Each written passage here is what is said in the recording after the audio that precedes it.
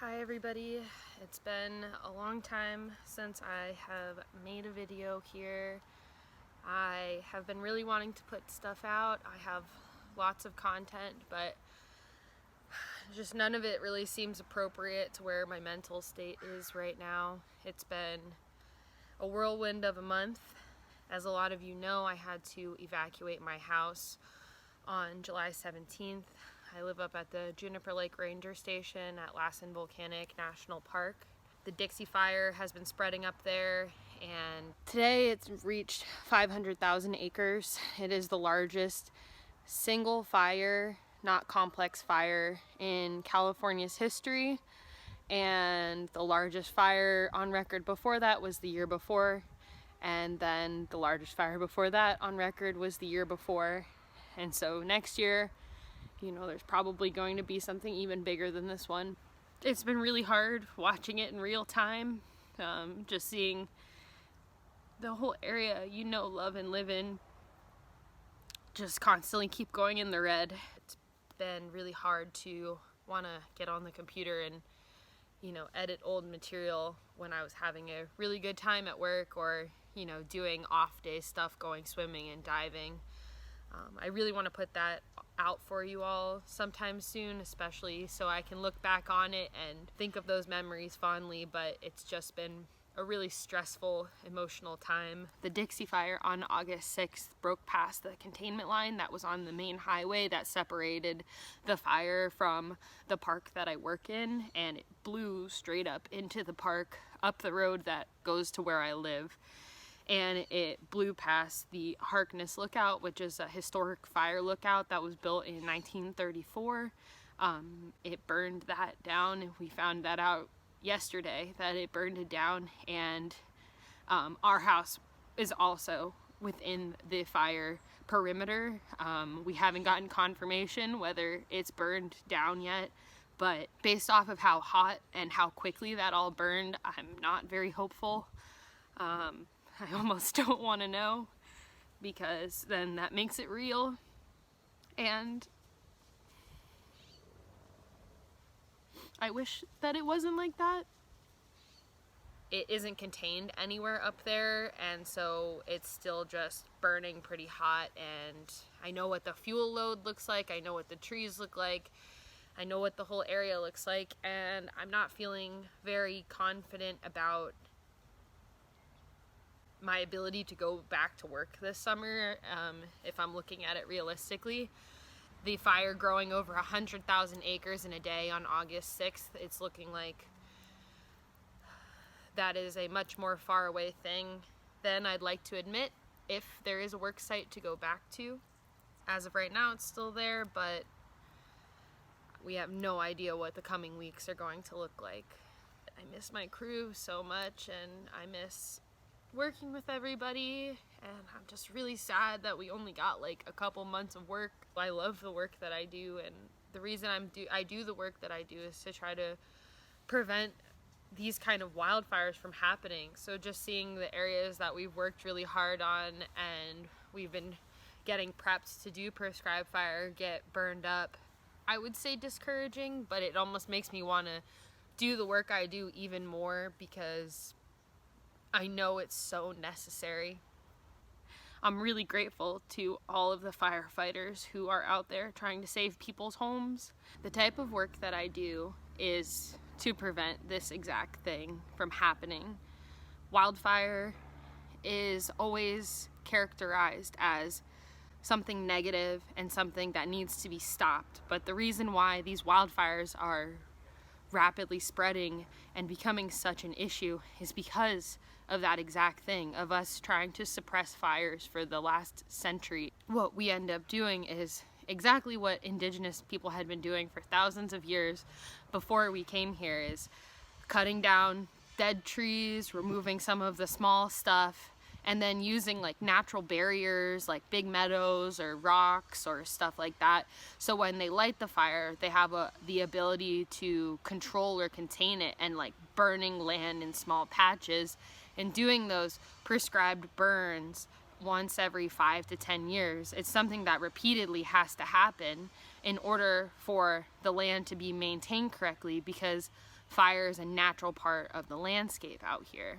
The indigenous people of all of these lands took care of this land before we colonized it and were able to use fire to their benefit. And then it becomes a low severity fire, which means it typically burns the understory brush, small trees, pine needles on the ground, and it doesn't end up getting up into the canopy and starting what we always see on the news as crown fires, these crazy wildfires that are just spreading from the tops of trees and then spreading really crazy when the wind blows and creating something called spot fires, which start new little fires further ahead and are unmanageable because it's just too dangerous for people to try to control.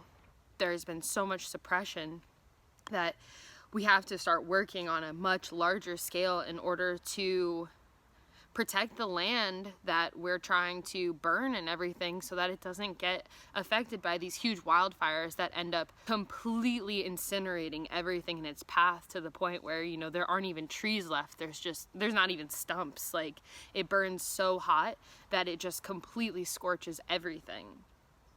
I really appreciate all of my friends who have reached out and said that, you know, their home is my home too.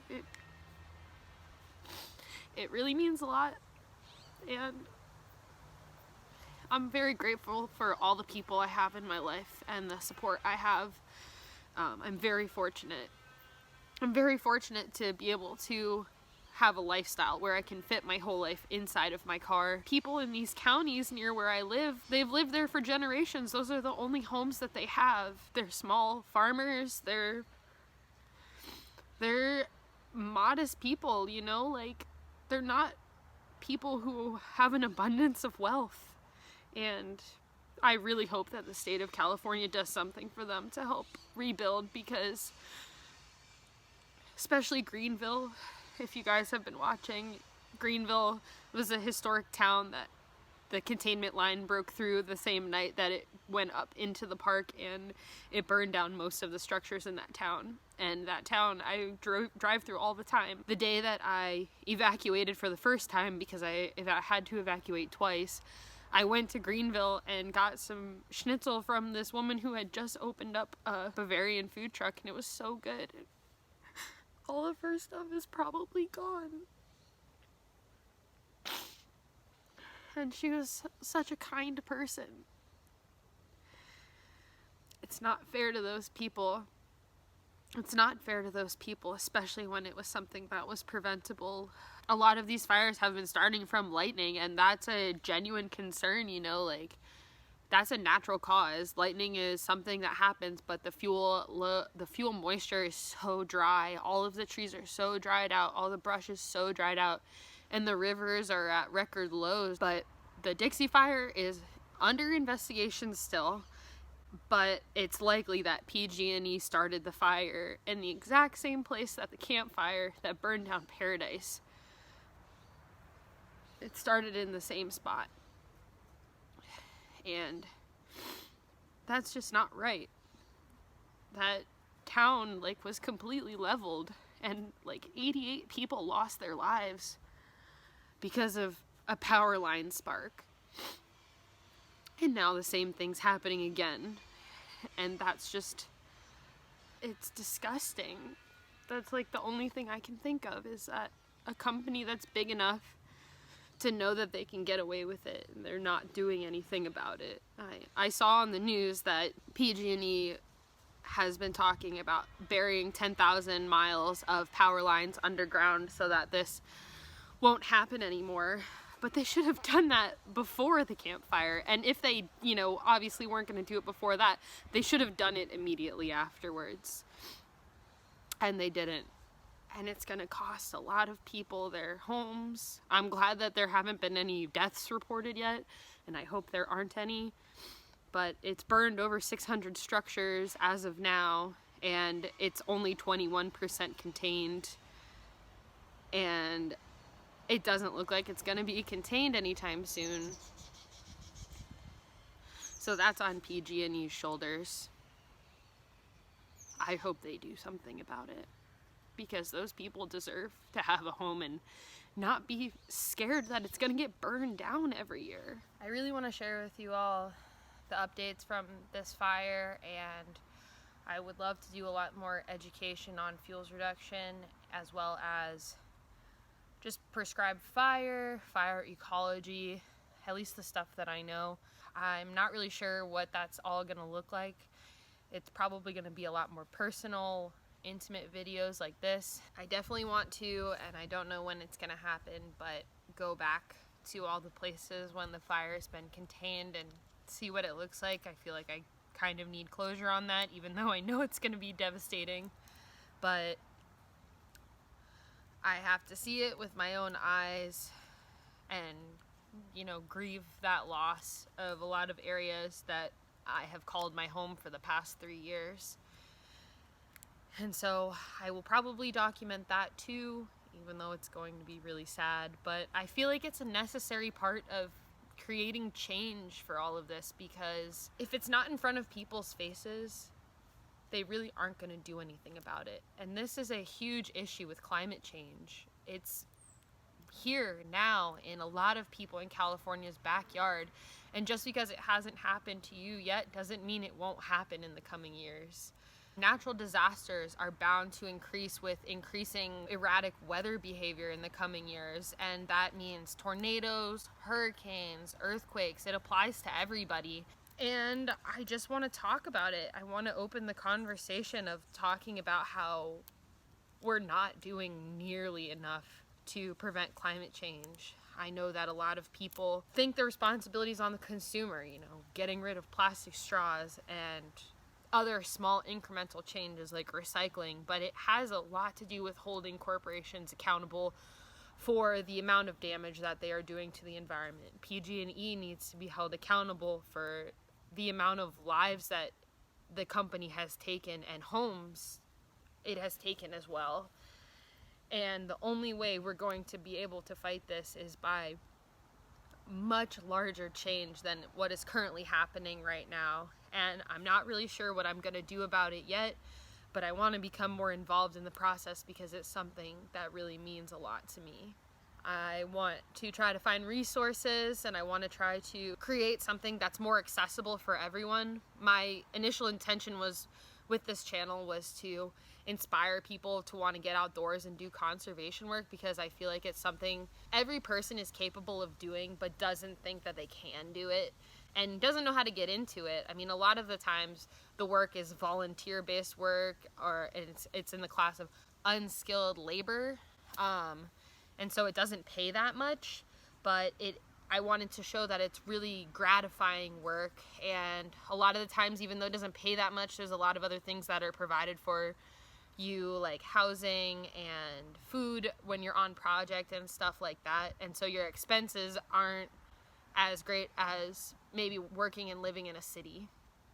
But since I'm not working right now, I'm thinking about pivoting more into a more educational role of talking about these specific things rather than just showing with the work I do.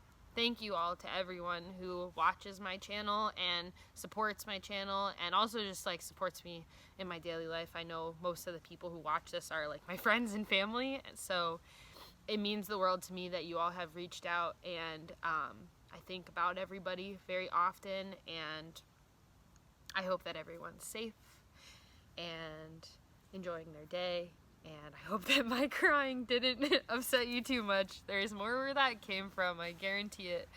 So I will keep you all updated as I know what's going on, and I love you all, and I'll see you in the next one.